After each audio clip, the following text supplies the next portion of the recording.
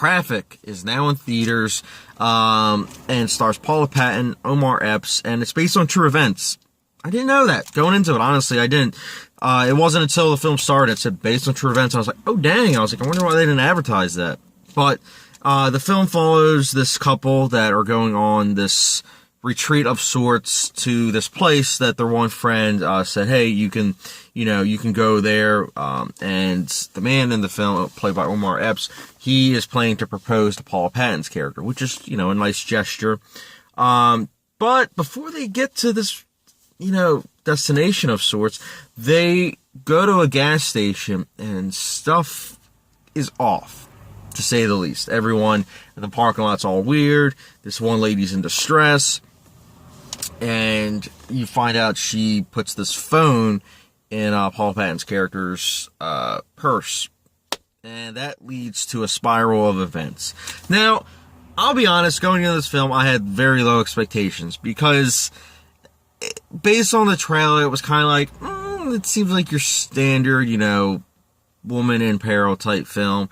And it is, except it isn't at the same time. This is a film that had a lot of potential when you actually watch the film, because the trailer does hold back on some stuff. Like, I personally did not know that the film was about sex trafficking. Not fully, but they use it kind of in a similar fashion as Taken, as to where it's in the film, but they don't fully flesh it out. But it almost feels like it's used as a plot device to make you as an audience member feel for the characters that, are in peril and could potentially be in sex trafficking by the end of the film, which obviously would not be cool. But I liked Paula Patton. I liked Omar Epps. I thought they had good chemistry. I thought Paula Patton especially. I mean, I like her in general. I think that she is a good actress, and with what she has to offer in the film, it's a great performance. Not Oscar-worthy by any means necessary, but it gets the job done, and Omar Epps was also good. I thought the villains were, they almost were cartoonish, and I know that's a negative. It really is, because it's like, a film involving sex trafficking that has cartoonish villains. I know, it kind of stinks, but I think what I liked about them was that it was kind of like, it was fun seeing them on the screen, because you're just like, these are characters that are so outlandishly evil that you can't help but poke fun at them almost. And that's the thing with this film, guys. The acting's good, and I think that it is a film that its heart's in the right place, but unfortunately, it is a flawed mess. You have a first-time director whose cinematography is very hit or miss. I thought most of the film wasn't well shot, to be honest. The lighting seemed a bit off. The camera work was a little bit too close. You know what I'm saying? Like, it was just kind of like, it feels a bit off.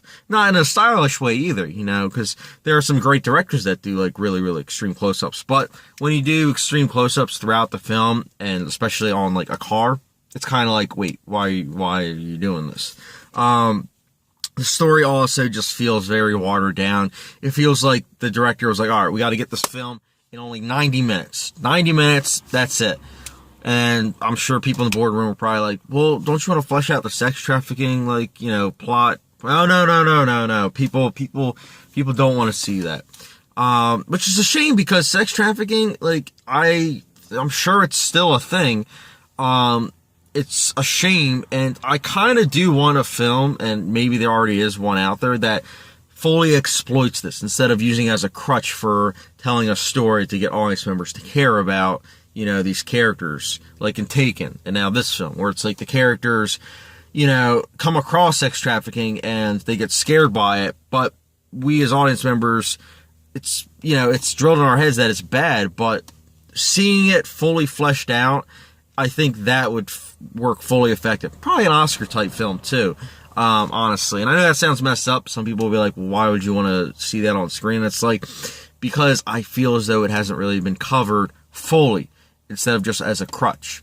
I also thought that the pacing was a bit off. It was slow, and then it quickly moved along in, the second half, and it was just kind of like, I get you're supposed to flesh out the characters, but in fleshing out the characters, there were things that characters did in the second half that to me didn't fully make sense from the first half, but that's just me. I mean, again, I didn't think this was an awful film. I just think it was a missed opportunity.